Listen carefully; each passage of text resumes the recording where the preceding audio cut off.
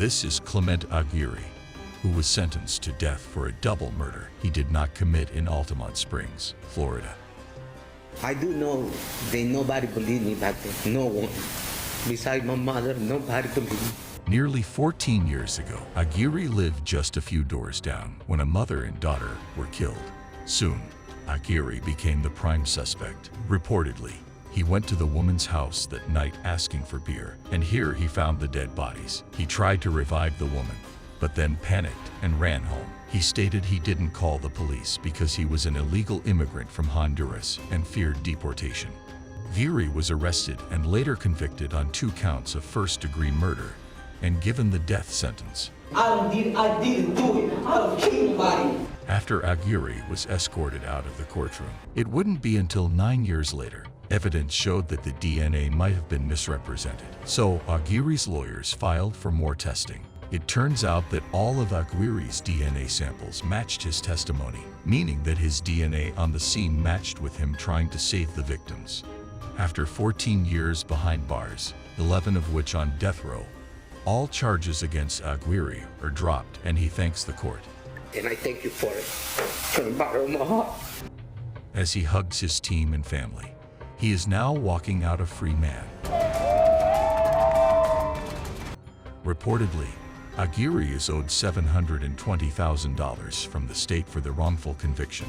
However, state lawyers are fighting against it, and so far he hasn't received anything. His immigration status is also ongoing. This is Deborah Milk.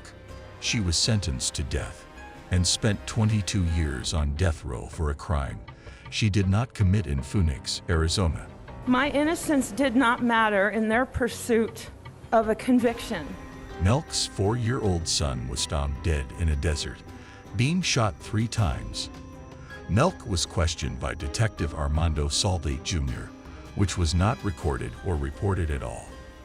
He claimed that Milk admitted to arranging the murder. She then decided that it'd be best for Christopher Milky to die. She was then charged with first-degree murder despite no actual record of her admitting to the crime. The state determined she had masterminded the shooting, and she was sentenced to death. Over 20 years later, questions started to get asked regarding Milk's confession to Detective Salde, which Milk still denies ever giving. I had absolutely nothing to do with the brutal murder of my son, Christopher, and I did not give a confession to Mr. Saldate. Reportedly, the court found that Detective Saldate had a long list of lying under oath and violating individual rights while interrogating. Milk's alleged confession was the only direct evidence linking her to the crime. And finally, 24 years after the arrest and facing the death sentence, her conviction gets overturned. Listen as she shares her thoughts for the wrongful conviction. Losing a child to murder is a devastating tragedy.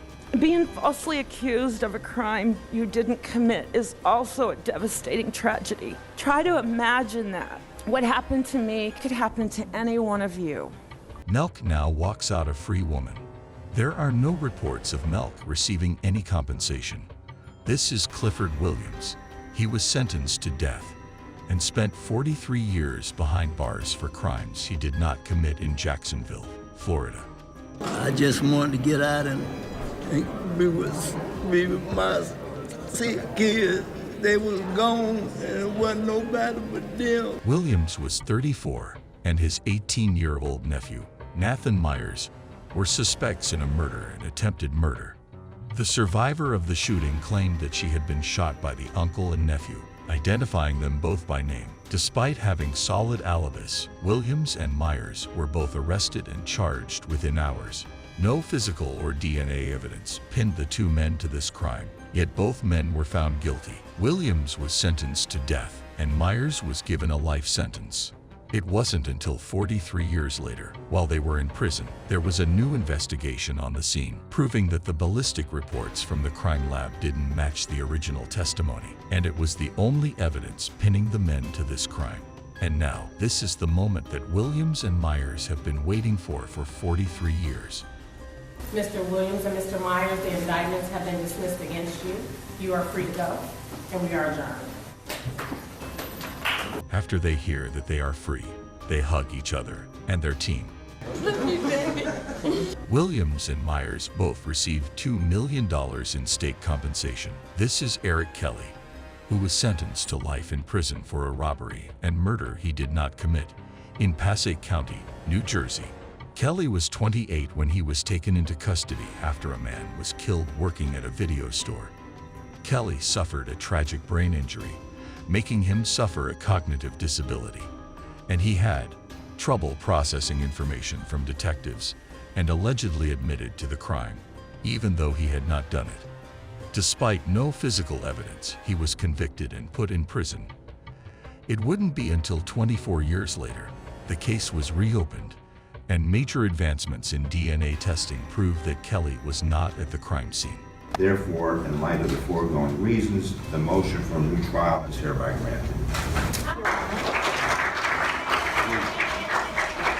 A new trial was granted, and Kelly is now outside of prison for the first time in almost a quarter century, still with the fear he might go back. Mainly, I want to eat.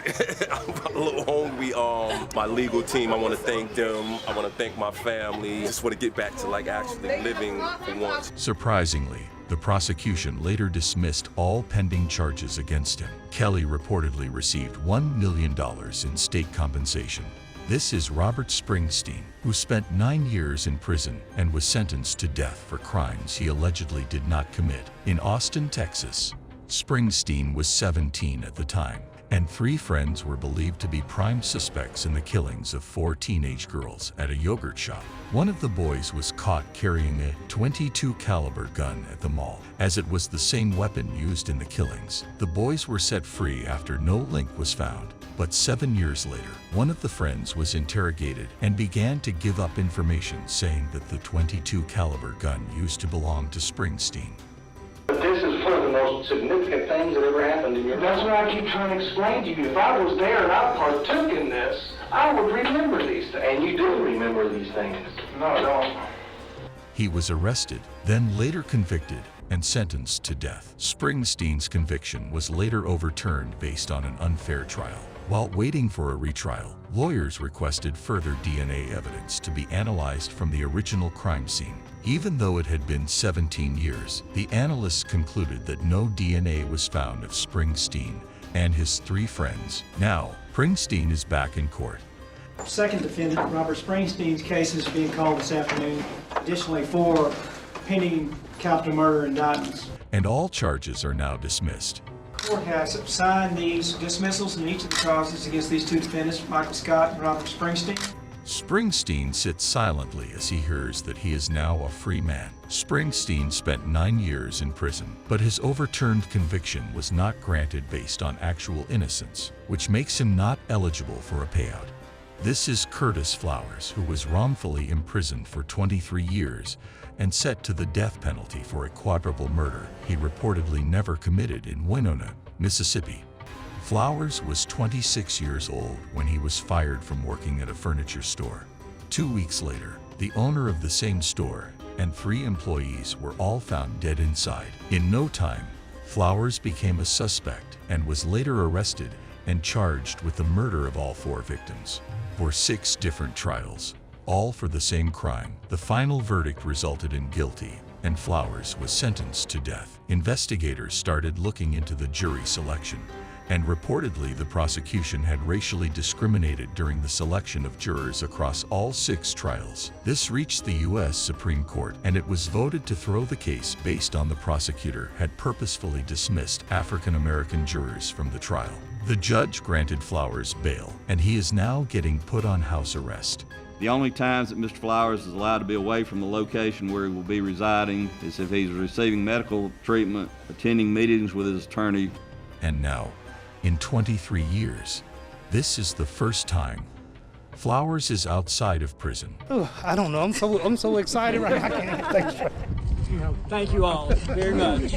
Thank you all. Thank you all. A year later, the state denied to put Flowers back on trial and officially dropped all charges.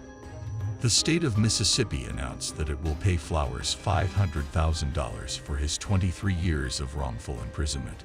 This is Kimberly Long, who was sentenced to 15 years to life in prison for a murder she never committed in Riverside, California. Long arrived home and discovered her boyfriend dead. She immediately called 911. Despite being the person who found the dead body, Long ended up becoming the lead suspect. She was soon convicted of second-degree murder and sent to prison. But 7 years later, forensic evidence showed that her boyfriend died long before she had arrived at the scene, and there was DNA of an unknown male at the crime scene. The conviction now gets overturned. The judgment of conviction is vacated and a new trial will be ordered. Long is now outside of prison. The prosecution soon dropped all existing charges. I feel happy, elated, relieved, just a lot of emotions right now. Long reportedly received $386,000 from the California Victim Compensation Fund. Please don't forget to like, subscribe, and press the bell icon, and thank you for watching.